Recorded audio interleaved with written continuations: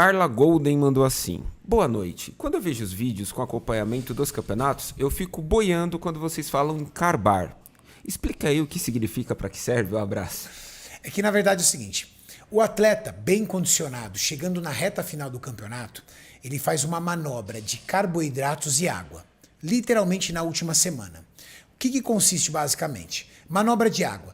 Ele começa do domingo que antecede a competição até aproximadamente quinta-feira, ele começa uma ingestão de água muito alta. 6 litros, 7 litros, 8 litros. Tem alguns atletas que chegam até a 10 litros de água num dia. Depois ele faz uma queda brusca, de 10 litros para 2 litros.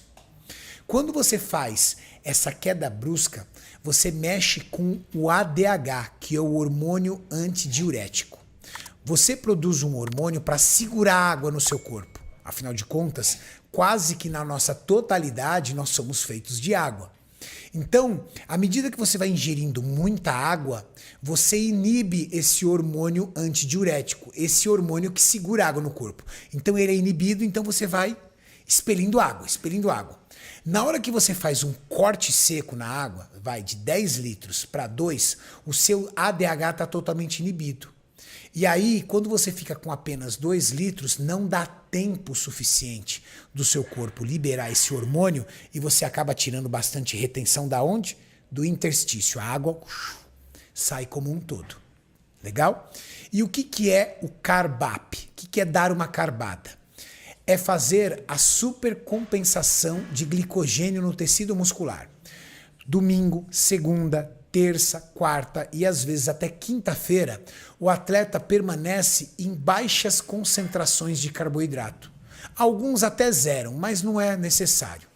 Essa quantidade muito baixa de carboidratos, aliada a um treino constante, faz com que o atleta vá perdendo glicogênio dentro do tecido muscular. Quando nós ingerimos um carboidrato, ele tem duas funções no nosso organismo. Manter a glicemia sanguínea, que é a glicose no sangue, e dentro do nosso tecido hepático se transformar em glicogênio e entrar no nosso tecido muscular à medida que a gente treina. O atleta gasta esse glicogênio, então o músculo fica murchinho, murchinho. O que ele vem? Ele vem depois com um carb up, que é dar a tal da carbada. Ele fica por esse período todo com baixa concentração de carboidrato, chega sexta-feira e sábado, ele coloca o carboidrato lá em cima. O corpo, numa reação de perigo, ele pega todo esse carboidrato ingerido e vai jogando para dentro do tecido muscular, porque você veio também de um treino intenso, reestocando o glicogênio dentro do tecido muscular. E aí você consegue aquela sensação de empedramento do músculo. É a hora que o atleta fica na pele. Coloca aí, Mauricião. Pode pegar uma foto aí, por exemplo, do Jay Cutler, qualquer atleta, para eu mostrar para eles o dry e a densidade que um atleta fica depois da manipulação com água e com sódio, aquela que o Jay pisa ali. Não, essa tá em branco e preto. Pega a outra colorida. A outra. Tava na mesma linha certinha. Fecha aí. Deixa eu ver. Essa aqui. Isso. Tá vendo, pessoal? Isso é um físico totalmente desidratado através dessa manipulação de água que eu disse. Em alguns casos, alguns atletas usam até o diurético para desidratar ainda mais.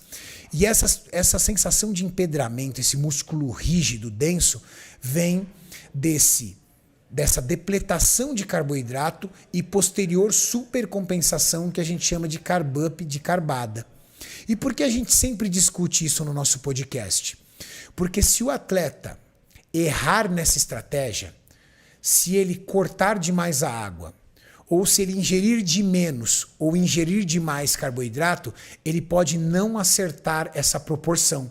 E ele pode perder definição, ou em vez de ficar denso, duro, ele pode ficar flácido, murcho, flat. Então, acertar essa regulação, esse equilíbrio entre água e carboidrato é uma maestria que o coach ou o atleta, o preparador dele tem que saber muito bem fazer. O que é o carb up de um atleta? Tá aí. Boa. Que aula, hein? Do professor